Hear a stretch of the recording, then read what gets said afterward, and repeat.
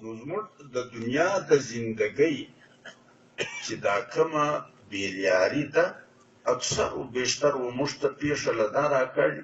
چې د آخرت د زندګۍ په باره کې یقین پوخ او مضبوط نه دی ولې چې علما کرام و دا قوم ته بیانوي چې د یوه کمې درجې د جنتي جنت به کوثاره او په اوږده دورې وي لکه د دنیا د مځکې مخ په لس برخې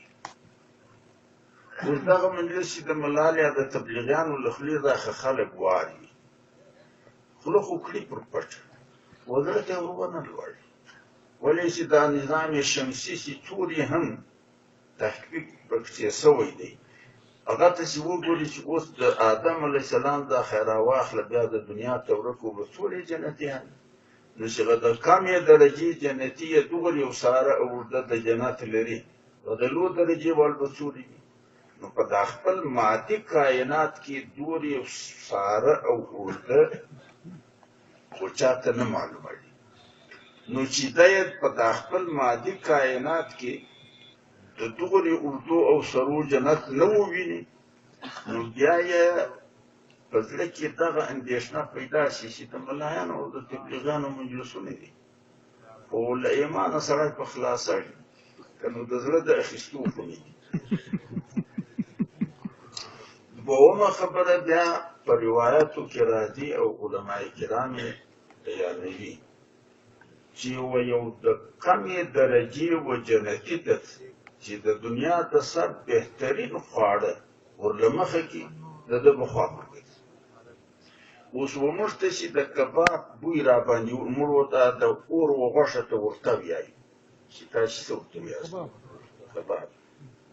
نو چې دا د کباب بوی پر سړي وشنلي که د ګولې د تریدو ګنجایش نه و بیا یې هم خوله اوبه وکړي ګوله خو بیا نه ته راړي خو خیر په خوله کې یې اوبه رایشي نو اوس موږ یو دا ته سوچ وکړو چې اوس پر د کباب بوی پر سړي شنه ته وي او د دې سړي به خوا پر ګرځي دا به اوس څه کوي خو بیا یې دا د ملایانو مجلس کې ګټي د ایمانه سړی په خلاصه دریم روایت راځي او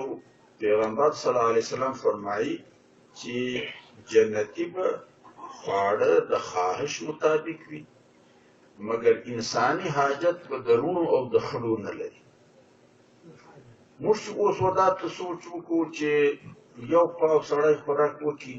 په خړو هم هوکوي په رونو هم هوکوي او تبلیغي حضرات خو ګر سره تر دا حده پورې یې د هور خوراک یې اویا مانوي اوس یې په خوراک د هور اویا مانوي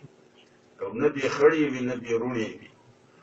نو بس خو د تبلیغیانو مجلس دی د ایمانه سړی په خلاصه که نو خو د زړه د منلو نه دی اوس د دغو مجلسو لپاره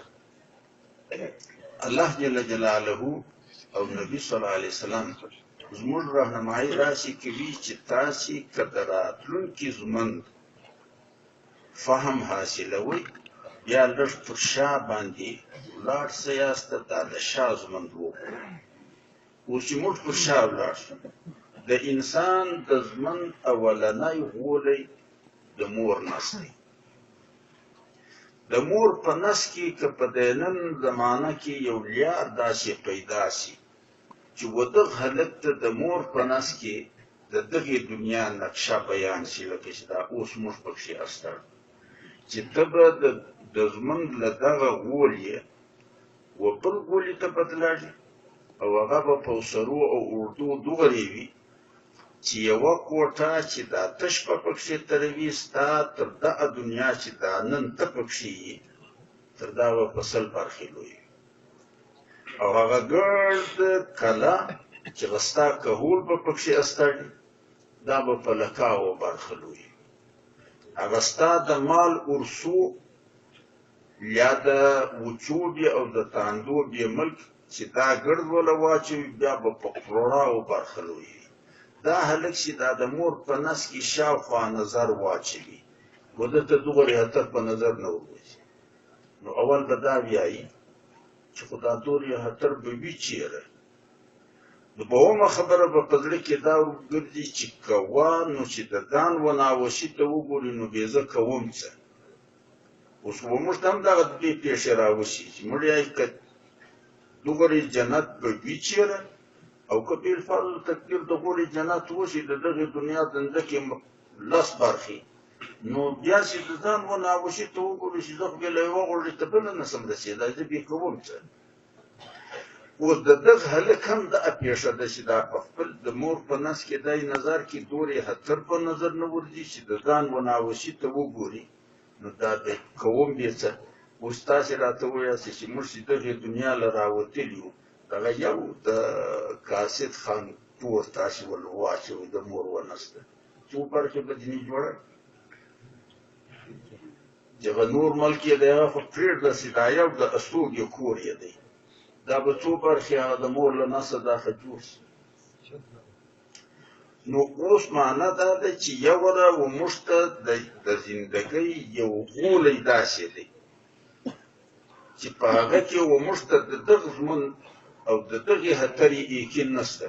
نو سړی ته دا یقین وکړي چې دا راتلونکی جهان دا که زما سر نه په خلاصوي زما ناپوهي ده د جهان نابودي ده نه ده بیا دا د مور په نس کې د هلک خواړه دا د مور د کالیو وینه ده د نامه د رګ له لارې وځي چې څه وخت هلک پیدا شي سمدستي که دغه وینه چا ونیوه او هلک ته یې ورکوله اول خو هلک هم نه کوي که یې وکوله د سرت یې هم په تاوان ده او دا ګرد خلک به برید پکړي چې په ورلې یې که څه کې هغه به 5 منټه له مخه دغه خواړو او اوس یو زڼی وي او د مور په تیو پی وي او پیاله کې ور ولوسي او ورته ووایي نه شي چې اده کې په دغه ملوی کړی دارو کې یو زڼی به د مور د تیو پی اوس په دارو کې له پیالې ته نو چې دوه مرحلې پر انسان باندې د خوړو داسې ترې سوي دي چې د یوه غولې خواړه په دا بره مرحله کې خواګرځنې دي د مور د نس خواړه له زیږېدو بعد د مور د تیو خواړه له زڼېدو بعد دا خواګرځنې دي نو بیا د سړی دا یقین وکړي چې که بله مرحله د زندګۍ راغله نو کېدای شي چې دغه خواړه چې غذای بهترین ګلماره ته خواګرځنې وي په دا کې به بوت کم وي بیا د مور په نس کې و انسان ته د مادي ضرورت د ورد او د پرورش لپاره کامله غذا ورسوي مګر دا ټوله غذا د هلک د ضرورت برخه جوړوي هیچا دا نه دي اورېدلي چې یو هلک د مور په نس کې یا خړې پولې وکړي یا یې بلې یعنې غذا کامله ورسوي دا پوره غذا د ده د ضرورت برخه جوړوي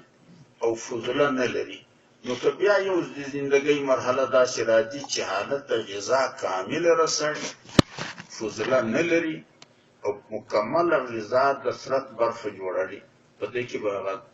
مشکل ځای کوي بیا یې د وزن اندازه ولګوي د مور په نس کې به هلک د کالیو د وینې څورې ټول ورسوي بیا چې دا د څلوېښتۍ د مور د تیو پی دي دغه وزن وکړي بیا چې دا اوس موږ نن تمامه ورځ خوراک کوو د دغه وزن سره وکړي فرق یې څوری دی په مابین کې نو بیا به د هغه زمانې د هغه جهان د خوړو څورې وزن لهذا دغه شان که سړی سوچ ورته وکړي نو بیا کېدای شي چې د انسان د آخرت پر زندګي یقین او باور جوړ شي او چې یقین او باور یې جوړ شي بیا به د دغه ژوند دا بېقاعدګي او بېلیاري لږ احتیاط وسي د علماء کرامو یو بیان